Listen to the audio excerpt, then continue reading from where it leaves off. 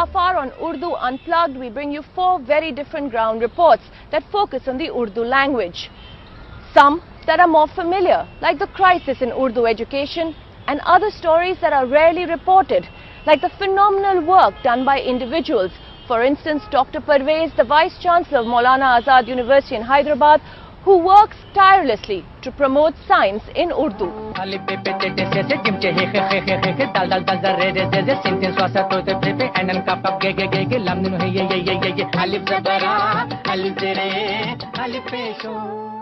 First, the politics of when Urdu Day should be celebrated, a day that doesn't officially exist but is informally celebrated by some Urdu institutions as November 9th, the birth anniversary of poet Allama Iqbal. Our final 2 reports focus on the phenomenal work of 2 individuals who work with the Urdu language in very different ways.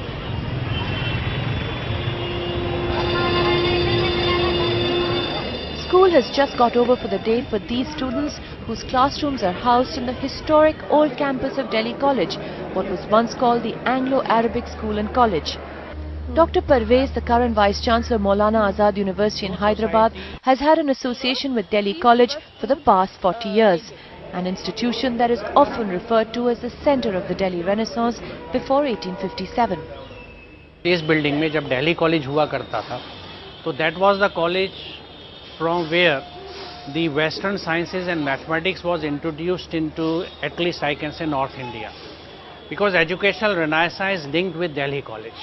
So this was the place where the Vernacular Translation Society was established, and there were 2 main pillars of that society, Master Ramchandar and Maulvi Zakaullah.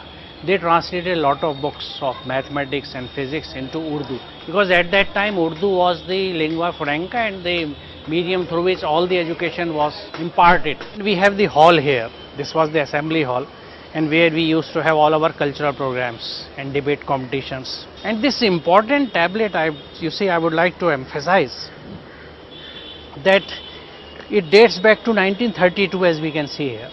And the important thing is that when this modern education was inculcated here in Delhi College, these rooms were not there. This was empty space, and it was planned to add some more classrooms. To fund these, we get huge amounts from Jama Masjid and Fatehpuri Masjid, because here in this subcontinent, be it Pakistan, Bangladesh or India, we have a vertical split in the education systems, the worldly education and the religious education, Dini Madaris and school, college, universities. Now in this split, these chambers are airtight. At that time, both Jama Masjid and Fatehpuri is funding a huge amount to establish a modern college which is imparting knowledge in sciences and commerce and economics. So perhaps that was the, I would say, the liberal thinking and the vision of the clerics of that time. Now this open space was the chemistry lab of the Anglo-Arabic school when I was a student, because the interesting thing is that I was a student here, I taught here, and then I headed the institution. This was the most favorite and popular hangout place for the students of my time, and it was called Shajre Tamanna. Tamanna means desire. Desire of what? Desire to have a glimpse of your beloved. Because move down and there was a girls' common room. The problem what I faced was that when I opted for science, I couldn't find much or many books in Urdu to tell me about the basics of science. We have in English, tell me why series, why, how, when, all those things which we have read now. So nothing was there in Urdu. Second thing which struck me was that why not many people from my community are pursuing their career in science. This was the basic reason why I started and opted for science, and then I started writing popular science in Urdu. अक्सर लोग मुझसे पूछते हैं कि तुम science को उर्दू में क्यों प्रमोट करना चाहते हो? मैं कहता हूँ नहीं, मैं साइंस को उर्दू में प्रमोट नहीं करना चाहता, क्योंकि साइंस और कोई भी नॉलेज आज आप किसी एक लैंग्वेज में, रीजनल लैंग्वेज में नहीं प्रमोट कर सकते. You need to know the English language. लेकिन सवाल ये है कि जो लोग सिर्फ उर्दू जानते हैं, उर्दू कम्युनिटी है, उन तक अगर आप आज की साइंटिफिक डेवलपमेंट्स और बेसिक इश्यूज़ हैं, हेल्थ के, हाइजीन के, न्यूट्रिशन के, फैमिली के और एनवायरमेंटल इश्यूज़ हैं, उनको नहीं लेके जाएंगे तो वो कहाँ से उन तक आएंगे. Dr. Parvez with others started an institution, the Anjuman-e-Farokh Science, and then on his own money began to publish a science magazine in Urdu, now in its 22nd year. From the old campus of Delhi College, we journey across the city through the narrow, congested lanes of Zakir Nagar near Jamia University, where we see what Dr. Parvez's passion for education, science and his belief in religion have led him to. Purpose of establishing this Quran Center is to give free education for science subjects to deserving Muslims, particularly girls, and secondly to make them understand Quran with translation. Quran का ये हुक्म है कि आप इल्म हासिल कीजिए और उस इल्म से आप खुदा को पहचानिए, क्योंकि कुरान की फिलॉसफी ये है कि you appreciate the creator by appreciating the creation. And this is completely for free.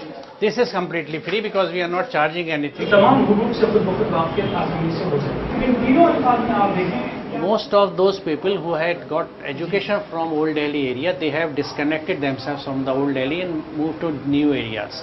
This is the place which gives the image of the Muslims. Whenever something is projected, these are the areas which are projected. So since the problem is here, we should provide the solution here. As a believer, Dr. Parvez works within the ambit of religion, but that also serves an important purpose. It gives his push for science and education a greater acceptability and allows him to counter the religious orthodoxy that often gains an upper hand in this ghettoized area. It is called Science, Urdu Science. 23 years में this is the only magazine जो monthly है popular science और environment पे है. We have discuss environmental issues और बहुत contemporary issues भी हम discuss करते हैं. अब जैसे 2015 को UNESCO ने International Year of the Light declare किया था to celebrate Ibn al-Haytham, because it is believed now that the pioneer of the pinhole camera and many of the basic discoveries will lead to the invention of the cameras, including the one which we are using today. They came from the work of the Ibn al-Haytham. So we brought out an issue which focused on Ibn al-Haytham, and in fact all the issues of 2015 we covered one or the other aspect of the light. We are trying to change the mindset. I can't say that how much it has changed, but I certainly know that it has created a niche and it has made a dent because people are thinking on these lines.